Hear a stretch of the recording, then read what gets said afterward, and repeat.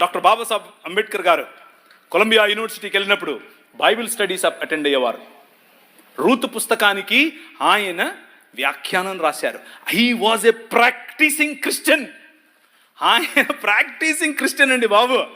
ఆయన ఒకరోజు 3 లక్షల మందితో కలిసి నేను బాప్తిజం తీసుకుంటాను అని చెప్పి ముందుకు వచ్చి మన మెథడిస్ట్ సంఘంలో ఉన్నటువంటి బిషప్ గారికి చెప్తే, బిషప్ గారు దానికి కావాల్సినటువంటి పనులన్నీ వసతులన్నీ ఏర్పాటు చేసుకునే క్రమంలో నెహ్రూ గారు ఫోన్ చేసి ఏంటండి మీరు ఇలా చేస్తున్నారంట, ఇలా చేస్తే మీకు ఈ పొలిటికల్ అపోజిషన్ ఎక్కువైపోద్దని చెప్పైతే మనోళ్ళు మాకొద్దండి, మీరు పొలిటికల్ కన్వర్షన్ అంట మాకొద్దు అని చెప్పి నెహ్రూ గారి ఒత్తిడికి లొంగారు. ఒక పక్క ఇంకొక ఆయనేమో గోషి కట్టుకుని నిరాహార దీక్షకి వెళ్ళాడు. ఏమని, నువ్వు వెళ్తే ఏ మతానికైనా వెళ్ళు కానీ క్రైస్తవానికి వెళ్ళొద్దని. ఆయన నన్ను అత్తే నాకేంటి, నేను యేసు ప్రభువుని అనుసరిస్తా అని చెప్పాడు.